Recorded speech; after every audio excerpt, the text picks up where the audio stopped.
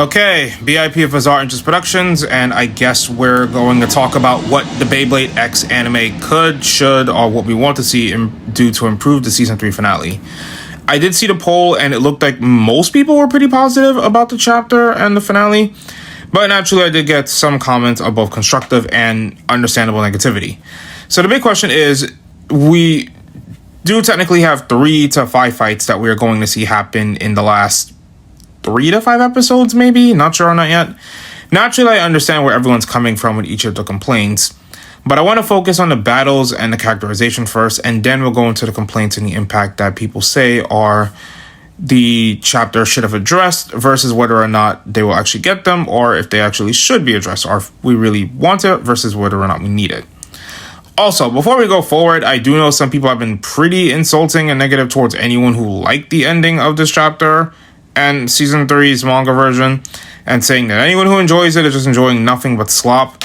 Look, I get being frustrated that people like something I don't, and that usually depends on the context. For example, while it's not my worst season to me, there's a Power Ranger season I believe that could have been handled much better, but I'm not going to call anyone who enjoys it a slop taster. I don't need my audience to be vindictive and negative towards each other, or calling each other names over what's ultimately fiction at the end of the day. Yes, I take it seriously too, but at the end of the day, remember that we're all human beings. First, let's start with Multi versus 9. I do have one negative about this one being so early. You'll see what I mean later, but at the same time, I understand given that we're basically going to be adapting the end of the 7th chapter, mixed in with the start of the first half of the chapter. Now, let me address this point out of the way. I have heard people being worried that they're going to adapt both Multi versus 9 and Exu versus 1 in the same episode, but I don't think that's going to happen. The funny thing is there's a big debate that they could have done this with Burn, but when they adapted the chapters where 9 and Exu first debuted in 28, that basically got turned into a 3-parter in the anime. 1 using Bahamut Blitz at the True X Tower got turned into a 3-parter where he fought Queen in one of them, 9 in an X, and then Exu in the third. And even 2 had a 3-parter. First one was setting up Kiwami, then the 2 versus Kiwami fight, then 2 versus Multi. Like, even if we look at the track record in the manga, while the final battle had less chapters than the final battles of Season 1 and 2 in the manga, when the anime adapted all of them, Season 1 had 4 episodes for all 3 battles, and Zodiac vs. Persona gave time for all 4 battles to each have their own episode. Considering that in the manga, Exu vs. Omega was skipped over, when at least in the anime, they basically gave you everything but the conclusion to the fight, I don't think they're going to be cramming Multi versus 9 and Exu versus 1 in the same chapter. Some people have been noting that Exu's enthusiasm, where he hits the sky, but I think they're probably going to do that because he's seeing his partner in action, and Multi's new style is probably going to get him excited. He is a battle junkie after all. The only thing that I would say they legitimately need to change or fix with the fight is just giving the battle more time. It's not that it's a bad fight, but when it comes to character dynamics and interactions, everything is played up in the manga pretty well. Multi and 9 have a very interesting relationship as a bait crafting duo this whole season. And while both of them do have very complex feelings on the matter, they do express how they truly feel about the other. So I don't feel like there's any emotional or character beats they need to add to the fight. Everything that they have is really good. Really, the only thing I want to see is practically what might be confirmed. This is going to be the first time 9's avatar is fully shown to us, and that has everyone excited because Ragnar Rage genuinely looks good. But like I said for the first impressions video for 130, we never saw the Beast when she used Apocalypse Requiem, her extra shoot or hyper boost, which I'm so glad they didn't change the name of. That's a really cool name. Because even in the fight, we did see she was able to parry Drawn Brave Might, but that was only going to last for so long. It also looks like they're going to have the avatars do a lot more in the fight, and I do know people really want to see a lot more of the avatars do a bunch of cool stuff, so I'm legitimately not too worried there with this fight. The only other thing I've heard people complain about is Zero knew about the simulation or potential where 9 would have lost to Multi but didn't tell her. And honestly, that's something he's been doing the whole time, especially in the anime. So I don't see that as a complaint. Because someone's going to bring up the fact that 9 knew about the simulation about 1 beating Exu, but it's not like he showed 9 every single simulation or prediction. Even his kids don't know everything, as we'll see with 1 later. Next up, 1 versus Exu / Common X. This is going to sound crazy coming from me, but I genuinely think this one is going to be split in 2 episodes. I mean, let's look at the history and track record that we have with the past 2 seasons. Common X versus Chrome was adapted in 2 separate chapters, and then in the anime it was given 2 episodes. Granted, season 1 turned it into a get to 4 points match, so it was a little bit more justifiable there, but season 2 gave all 4 fights their own episode, so he was able to fight in separate episodes. Given the twist reveal of the simulation prediction being what happened at the end of 39/38/ the chapter consisting of the first half because the translation may have messed up a chapter or so, it does make sense to make that its own episode and then reveal the twist at the start of the next one. Why? Because that's going to result in the same salt that everyone who read the manga went through between last chapter, when everyone was cheering and celebrating that Common X loss, and then the chaos and confusion when everyone was trying to figure out between the leaks and things not being translated yet what actually happened.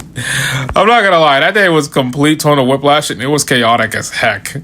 I love this fan base. Okay, criticism number 1 that people are bringing up. We never heard about Exu's mother and lineage, therefore the ending is bad. Okay, as much as I can understand this complaint, there was never really indication or hint we were going to learn about the mom, and I say this as someone who wants more parents to show up in Beyblade. While I am interested in learning about what caused Exu to be separated from the rest of his family, we did get the confirmation that he grew up in a group home, but from one's perspective, he doesn't even know who the last one was, and it's not like the chapters basically made some vague hints that the 10th sibling was someone else. So we're not going to expect some Mari-level plot twist. That being said, I would personally like to get an explanation as to what could have happened because it could be multiple factors. Correct me if I'm wrong, but the cross siblings, while not ordered in terms of power, I can see the argument there ranked in terms of age, with 1 being the oldest and 9 being the youngest, which would technically make Exu the youngest after her. Unless they're twins or were basically born around the same year, but she's slightly older. Now, it could be an explanation that Zero wanted one of his sons to grow up in a more healthy environment, especially given that he had a simulation that he would fight Common X to change the future. Granted, we don't know what the year was when Zero made that prediction, and given that he only had 9 with him, it's likely that Exu probably went missing before that happened. Zero probably found a simulation where he was alive and well, then found out in real life he was okay, and then set up just coming to the season knowing that eventually he'd be able to find his son and, deal with everything with the true extreme battle. I'm not gonna lie, this is more of a want than a need, and I feel like I'm one of the few people in the community who openly wants to admit that. But I would be open to any sort of explanation or just to even see what the mom looks like, even if we don't get that much details about her. However, if they are not going to change the fight and make them start with doing the extreme dash already from the jump, there is a good chance that both battles are going to be put in one episode. Because when you reread the penultimate chapter, X and 1 go at the rail at the same time to do the extreme dash, and then after a few more collisions, he uses Chrono Tempest to basically add X's power against him to use Chrono Tempest. If that happens, there's a good chance the simulation battle is basically going to be the first half of the episode, and then the next part of the episode is going to be the real battle. That being said, like how Big Bang was animated beautifully, I really want Chrono Tempest to get like that big impactful strike like those big attacks were. As for Common X Drawn Strike with Bahamut Bitstep versus Glory Valkyrie, the improvement ultimately depends on if it's going to be one episode where both battles are one episode with each battle. If it's the former, visually it'd be really cool if they did like one of those super stylized effects where they just rewind everything and put in the perspective of 9 and 0 watching a simulation and then snap back to reality as like the war battle is about to begin. It look really cool. I just don't know how they would pull it off, but it would add to the whole future themes of the show. If it is going to be 2 episodes though, they should make a note that the battle is going a lot differently than expected. So I would like them to show that both bladers are not directly going into the extreme dash, like use the stadium and show them exactly why these 2 are considered the strongest. But then when they do the extreme dash, I would like them, because they probably have the time to do this, they could probably show the extreme dash future hitting Glory Valkyrie, but slow down the extreme dash collision so we as the audience could see the tip boost push the extreme dash before the bound gimmick could activate. That way we can get a more accurate understanding on why X was able to win this time compared to what happened in the simulation. Now, another criticism people have had is that Exu doesn't really show that much concern towards the rest of his family, especially in the final chapter. This is a criticism I would partially understand, except for the fact that having a relationship is a two-way street.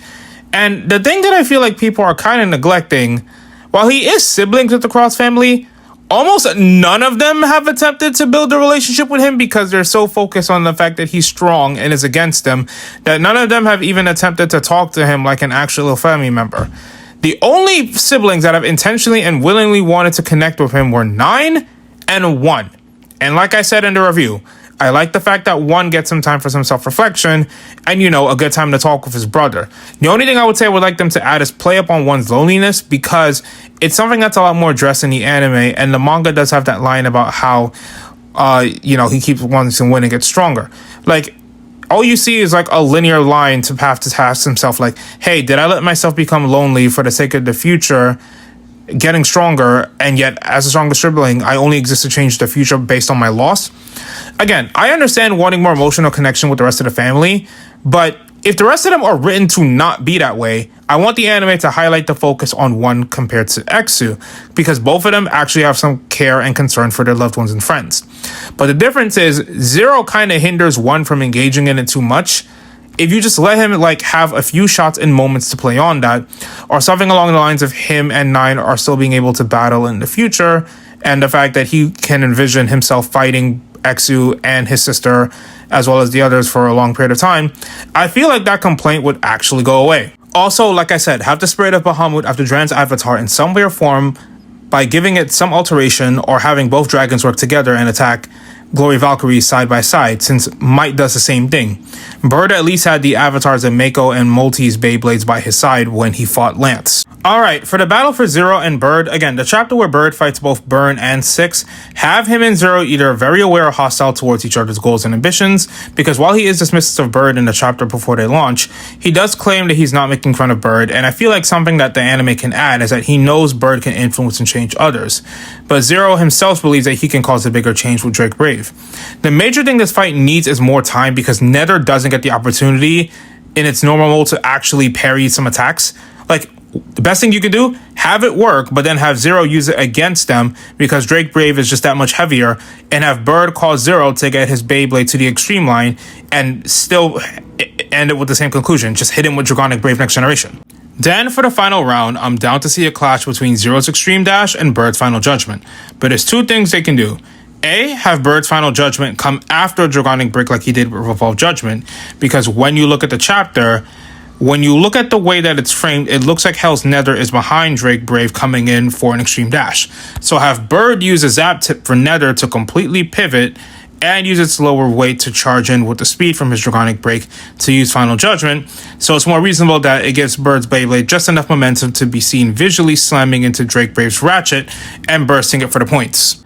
Now for the wrap up, again, I just want to see most of the main cast just getting out there congratulating Bird. They did it in season 1, they can do it again for season 3. Even if they're not lifting him up in the crowd with everyone else, I think the people who have mattered to him the most on this journey, besides Persona and Tenka, are like the ones that he's either fought or lost to.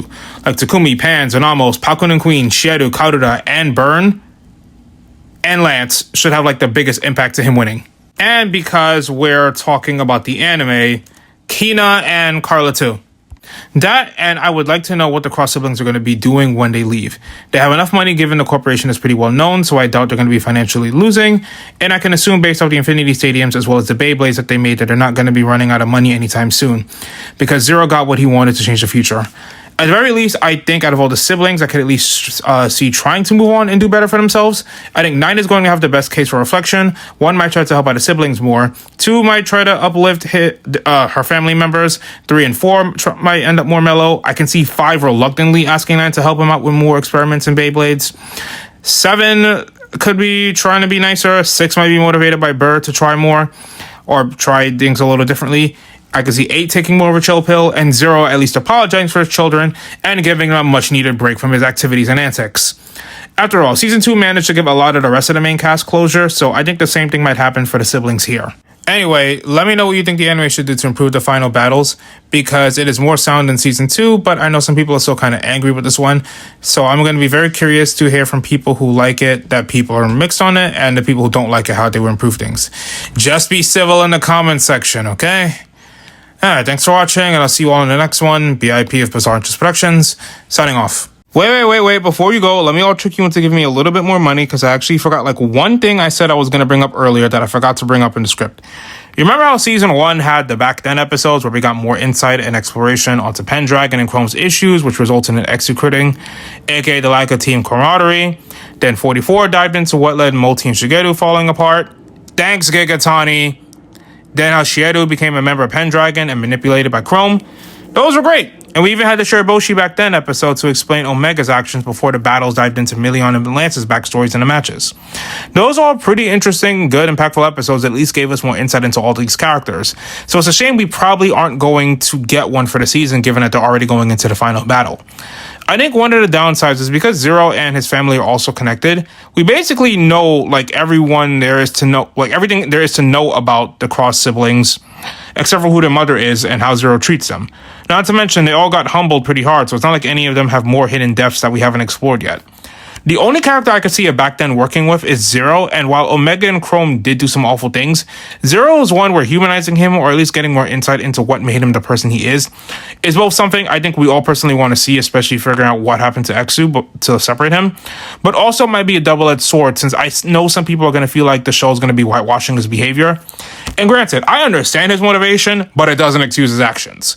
But I think a Back Then for him might actually, like, alleviate some issues that I've been seeing pop up about him as a villain in the final chapter. And if someone's asking how come I'm not going to talk about Valkyrie Revolt, let's just say I have a few plans for that down the line. Anyway, thanks for watching. Bye.